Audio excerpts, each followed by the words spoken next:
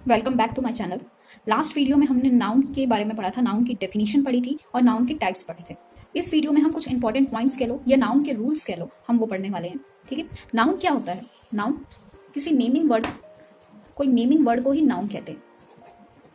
Noun क्या होता है? नेमिंग वर्ड होता है, जो किसी भी चीज़ को नाम दे, वो वर्ड को हम नाउन कहते हैं। ओके, नाउन जो है वो नेमिंग वर्ड होता है। कहीं से भी, जिस भी वर्ड से आपको व्हाट, हु और वू, इन तीनों चीज़ों का आंसर मिले, जिस भी वर्ड से आपको इन तीनों चीज़ों का आंसर मिले, उस वर्ड को हम नाउन बोलेंगे। ठीक है, आज हम कुछ रूल्स पढ़ने वाले हैं। लास्ट वीडियो में हमने नाउन के रूल्स, नाउन के टाइप्स हमने कर लिए थे। इस वीडियो में हम कुछ रूल पढ़ेंगे। रूल नंबर 1 क्या है? रूल नंबर 1, सपोज एग्जाम्पल ले लेते हैं। रूल नंबर 1 कहता है कि proper noun are always written with a capital letter at the beginning. यानी कि प्रॉपर नाउन में जो फर्स्ट वर्ड कैपिटल लेटर में लिखा जाएगा। ठीक है, फॉर एग्जाम्पल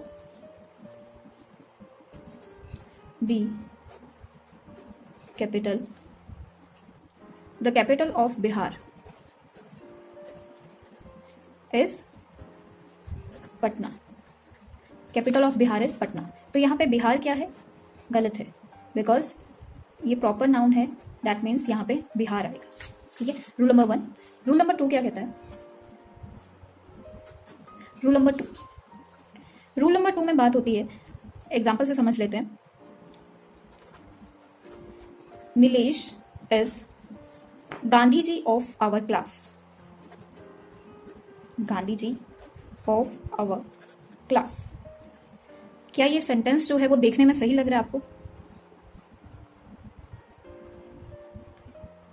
ये सेंटेंस शायद आपको देखने में सही लग रहा होगा, लेकिन ये सेंटेंस जो है वो सही नहीं है। यहाँ पे क्या है? Nilesh is Gandhi ji of our class. Gandhi ji के बारे में नहीं बताया गया कि जो नीलेश है वो गांधी जी है, Mahatma Gandhi, father of nation है। नहीं, गांधी जी की जो क्वालिटी है वो नीलेश के अंदर है, वो चीज बताई गई है ना। यानी कि गांधी जी जैसे ट्रुथ एंड नॉन वायलेंस थे, वैसे ही नीलेश भी गांधी जी के जो सिद्धांत है उन पर चलता है।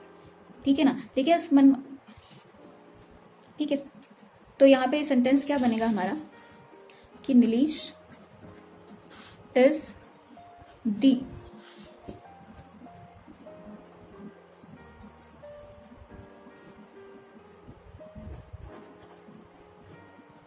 Gandhi ji of our class. ठीक है, कि नीलेश क्या है? नीलेश हमारी क्लास का Gandhi ji. Okay, last video में हमने कलेक्टिव नाउन के बारे में पढ़ा था। कलेक्टिव नाउन क्या होता है? Collective noun is the name of a group of person और थिंग। ठीक है, जैसे आर्मी क्या है? कलेक्टिव नाउन है। Okay, crowd, fleet, jury, parliament, ये कलेक्टिव नाउन है। लेकिन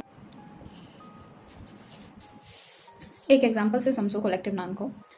कलेक्टिव नाउन को हम सिंगुलर वर्ब लेते हैं। कलेक्टिव नाउन जो है, ये सारे कलेक्टिव वर्ड्स थे कलेक्टिव। ठीक है, कलेक्टिव नाउन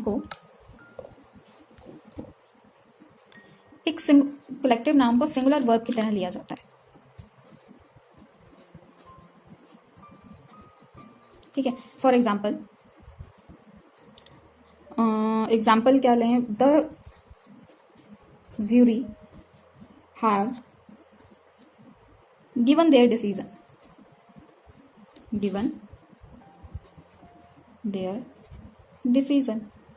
ठीक है, अब इस एग्जाम्पल को अच्छे से समझना। The jury have given there decision. Jury मतलब क्या होता है? जजेस, काफी सारे जजेस वहां पे बैठे हैं और उन्होंने एक डिसीजन लिया। लेकिन जब हम ज्यूरी की बात करते हैं तो वो काफी सारे ना होके सिर्फ एक होता है। ठीक है, तो यहाँ पे ये सेंटेंस जो है वो गलत है। यहाँ पे सेंटेंस क्या बनेगा? The jury has given it's decision. Okay, ये बात समझ में आई? अब कुछ वर्ड्स ऐसे भी हैं, लेकिन कुछ वर्ड्स ऐसे भी हैं जो लगते तो कलेक्टिव नाउन है लेकिन होते प्लूरल है। ठीक है, यहाँ पे हमने ज्यूरी को क्या ले लिया, सिंगुलर ले लिया। लेकिन कुछ ऐसे वर्ड्स भी हैं जहां पे वो होते तो दिखते सिंगुलर है, आपको देखने में लगेगा कि वो कलेक्टिव नाउन है, लेकिन वो कलेक्टिव नाउन नहीं होकर प्लूरल जो वर्ब है वो यूज होती है उसमें। वो वर्ड्स जरा आप नोट कर लीजिए।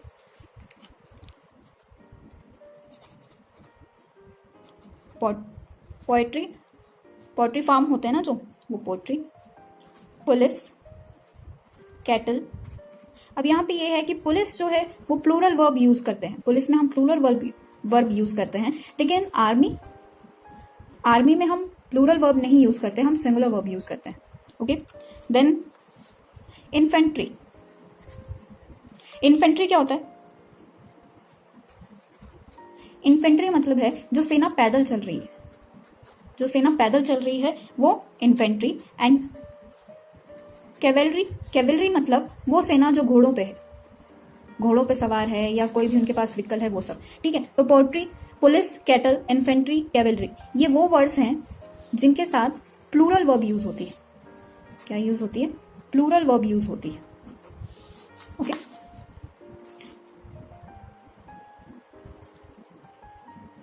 ये 5 वर्ड्स जिनके साथ प्लूरल वर्ब यूज होती है। ओके, अब ये क्वेश्चन आपके लिए है। कुछ वर्ड्स मैं लिख देती हूं, जैसे है amount, second beat, third one is speed and distance और हाइट। ठीक है, अब ये सभी वर्ड्स में सिंगुलर वर्ब यूज होगी या प्लूरल वर्ब यूज होगी, आप मुझे ये बताइए। अमाउंट, अमाउंट जो है वो सिंगुलर है या प्लूरल है? वेट, वेट अगर देखा जाए तो वेट किसी का अगर 50 kg है, यानी कि काफी सारे को मिलाकर है, लगता तो ऐसा है कि प्लूरल वर्ब यूज होने वाली है। स्पीड, डिस्टेंस, हाइट, इन सभी वर्ड्स के साथ जो है सिंगुलर वर्ब यूज होती है। ये सभी जो है एक गिने जाते हैं, 1 गिने जाते हैं, और इनके साथ जो है वो सिंगुलर वर्ब यूज होती है। ठीक है, जैसे 50 kg,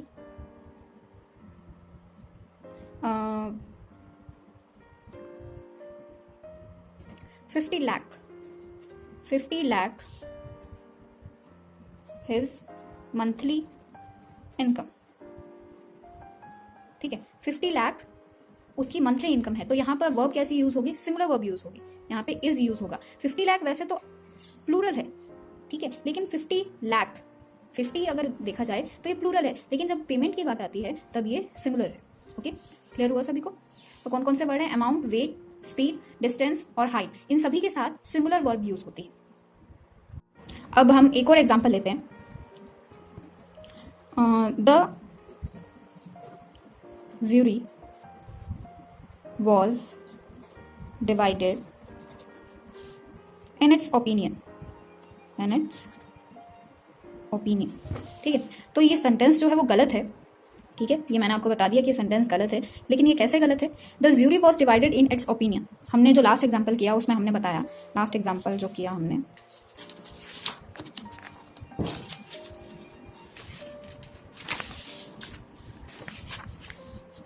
ठीक है, ये जो लास्ट एग्जांपल हमने किया था कि ज्यूरी के साथ जो है वो सिंगुलर वर्ब यूज होगी। The jury have given there decision, the jury has, यानी कि सिंगुलर वर्ब यूज होगी।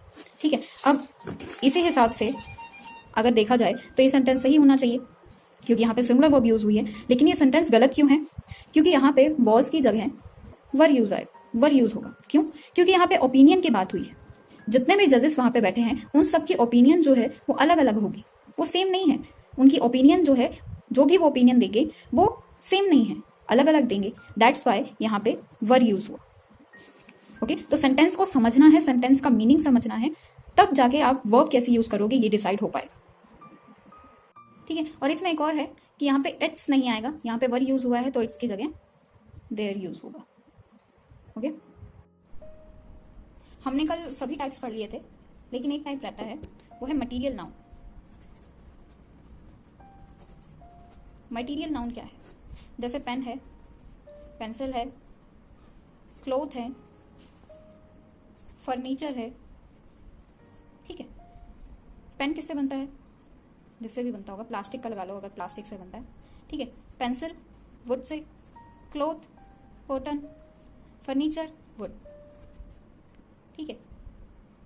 पेन, पेंसिल, क्लोथ और फर्नीचर ये सब क्या है, ये कॉमन नाउन है। लेकिन प्लास्टिक या वुड या कॉटन और वुड ये सभी जो है वो मटेरियल नाउन है। जो भी वर्ड आपको रॉ मटेरियल के बारे में बता रहा है वो मटेरियल नाउन होगा। जो भी वर्ड रॉ मटेरियल के बारे में बता रहा है वो मटेरियल नाउन होगा, ठीक है। एक एग्जांपल ले लेते हैं। The cotton is a cash crop, ठीक है। अब इस एग्जाम्पल को मैं एक और एग्जाम्पल से समझाना चाहूंगी। जैसे the elephant is an animal, ठीक है। तो यहां पे एलिफेंट का, ठीक है, तो द एलिफेंट लिखने की यहां पे जरूरत नहीं है। Elephant is an animal. वैसे ही यहां पे द लिखने की जरूरत नहीं है। कॉटन क्या है, एक मटेरियल है, ठीक है। तो यहाँ पे दा लिखने की जरूरत नहीं है, सीधा लिखेंगे हम कि cotton is a cash crop. यानी कि रूल क्या हुआ, रूल ये हुआ कि मटेरियल नाउन के साथ आर्टिकल्स यानी कि ए एन द यूज नहीं होंगे, नहीं यूज होंगे, ठीक है। Article a an the use नहीं होंगे। आगे हम वीडियो में इसकी मैं डिटेल पढ़ाऊंगी कि ए कहाँ पे यूज होता है, एन कैसे यूज होता है, द कहाँ पे यूज होता है और कहाँ पे नहीं यूज होता है, ओके। कल हमने पढ़ लिया था कि काउंटेबल नाउन क्या होता है और अनकाउंटेबल नाउन क्या होता है, ठीक है। काउंटेबल नाउन वो चीजें जो हम काउंट कर सकते हैं। काउंटेबल नाउन यानी जो चीजें हम काउंट कर सकते हैं, और अनकाउंटेबल जो हम काउंट नहीं कर सकते। हम स्टार्स को काउंट कर सकते हैं, यस हम स्टार्स को काउंट कर सकते हैं, ठीक है। क्या हम हेयर्स को काउंट कर सकते हैं? हेयर्स वर्ड नहीं होता, हेयर वर्ड होता है, ठीक है ना। हेयर को काउंट कर सकते हैं? नहीं, हम हेयर को भी काउंट नहीं कर सकते। लेकिन हमें अगर किसी को ये बोलना है कि तुम्हारे सिर पे तो 4 ही बाल रह गए, ठीक है, तुम्हारे सिर पे तो 4 ही बाल रह गए, तो हम क्या बोलेंगे? 4 स्टैंड्स ऑफ हेयर, ठीक है। हम वाटर को काउंट कर सकते हैं? हम वाटर को काउंट नहीं कर सकते, इसलिए हम वाटर के लिए क्या यूज करेंगे? 4 बकेट्स ऑफ वाटर, ठीक है। अनकाउंटेबल नाउन के कौन कौन से वर्ड्स होते हैं बताइए? न्यूज, इक्विपमेंट और ब्रेड। ब्रेड को भी हम काउंट नहीं कर सकते। फर्नीचर, आप टेबल को काउंट कर सकते हो, चेयर्स को काउंट कर सकते हो, या फर्नीचर को काउंट करोगे? नहीं कर सकते हम फर्नीचर को काउंट, ठीक है। इंफॉर्मेशन, ये वो वर्ड्स हैं जिनको हम, जो अनकाउंटेबल नाउन है, ठीक है। ज्वेलरी,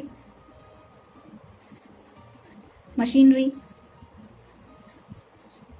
पोइट्री, ठीक है। ये सभी वो वर्ड्स हैं जिनको, जो अनकाउंटेबल हैं। तो आज की क्लास को यहीं खत्म करते हैं, और कल की क्लास में, नेक्स्ट क्लास में हम पढ़ेंगे हाउ आर प्लूरल फॉर्म। कई बार ऐसा लगता है कि ये वर्ड जो है वो सिंगुलर है लेकिन होता प्लूरल है, और कई बार ऐसा लगता है कि वर्ड जो है वो प्लूरल है लेकिन होता सिंगुलर है, यानी कि वर्ब उनके साथ सिंगुलर यूज होती है, ठीक है। कल हम इसी चीज को डिटेल में समझने वाले हैं, ठीक है, ताकि आपकी सेंटेंस जो है, कई बार आप कंफ्यूज हो जाते हो वर्ड्स में कि इज आएगा, आर आएगा, ये प्लूरल है या सिंगुलर है। ये सभी जो डाउट्स हैं ये हम कल क्लियर करेंगे। कल की क्लास में हम यही पढ़ेंगे how are plural formed, okay. Thanks for watching this video, thank you, please subscribe my channel.